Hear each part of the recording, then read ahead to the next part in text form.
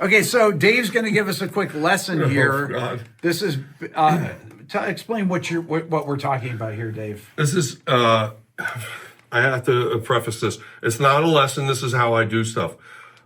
I would recommend that you never, ever do this. Never, ever do this, or I could pretty much guarantee you're going to get fired. This is just something that's evolved and the way I've done stuff for 45 years. So it looks like a culmination of 45 years of fooling around. So, Rick, you like the drum sound.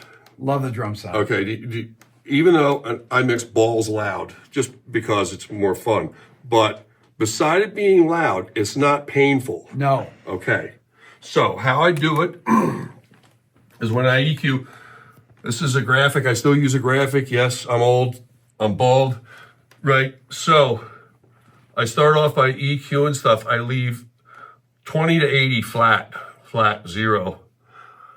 That's the most low end you can get out of the PA, because I have all the other frequencies pulled down, really all the way out, neg 15. I play the James Newton Howard and Friends CD, and then I just start adding back in to the maximum amount of low end. Now, I know that 160 sounds horrible. It sounds horrible on drums. I think it sounds horrible on everything. So I hate 160. So I leave 160 out at neg 15, always. So at 80 hertz, it starts to come down, and 160's out the whole way because I hate it.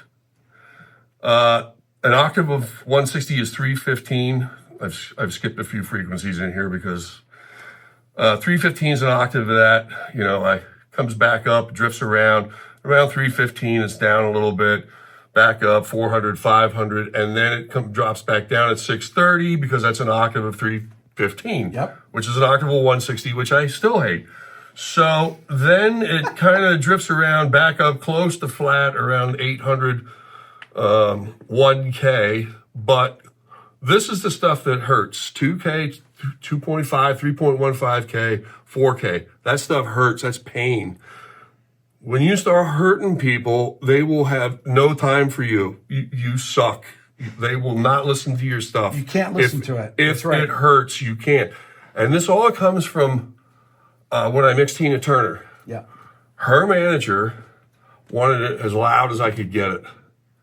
But I would have grandma, the kids, their kids, and their kids' coming. You know, 4 generations of people coming to a Tina show. Right. You can't be hitting grandma with, 2.5K. It's literally painful. It's painful. Yes. It's painful. So this is kind of how it evolved to be this way, because I had to get it as loud as humanly possible without hurting people. If you take the pain away, which I do, I dump this stuff out of the PA, and at 5K, I'm flat again. Flat, 0.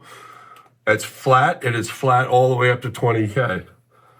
Take the pain away and take this cloudy shit in the middle out of the way. The drums will sound better because of that, and so will the vocals to a certain extent.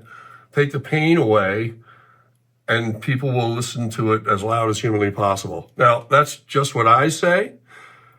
As I stated before, you'll probably get fired if you do this, because this is weird. It is. Nobody does this. I have never seen anybody. We're doing this on an analog console, too. I know, but I have never seen anybody EQ anything like this, even back in the day when we were all using analog. It's just a severe thing. But Dave, I can attest to this, that these are, everything you said is true. These are the pain frequencies.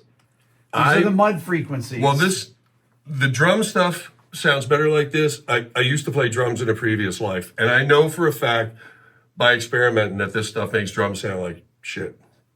And this stuff, I know for a fact, hurts because I've experimented with myself. You want to mix really loud, this is what I do. It's not a very technical drawing, but it's a generality. And then, Dave, you're EQing on the individual channels. And then I EQ, like, if necessary. I'm not afraid to turn stuff up and down, neg 15. Well, I don't boost a lot of anything. I don't boost anything on the system, and I don't boost a lot of things. I cut, and I cut, and I cut. And that's basically how I do it. And Alex Van Halen's snare drum? It sounds like that when he hits it.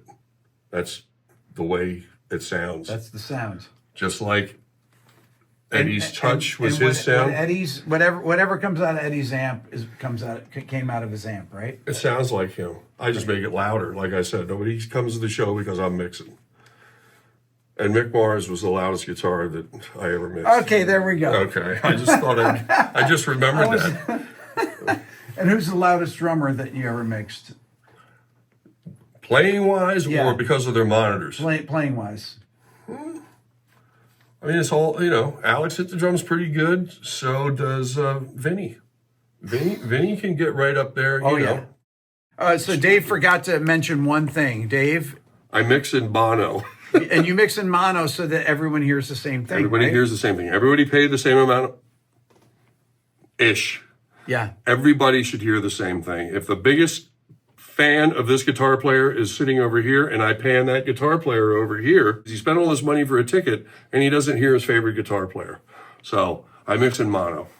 Stereo, yeah, that's a nice idea for 20 feet wide in the middle of the room, but unfortunately there's a lot of other people here and you should take care of everybody else.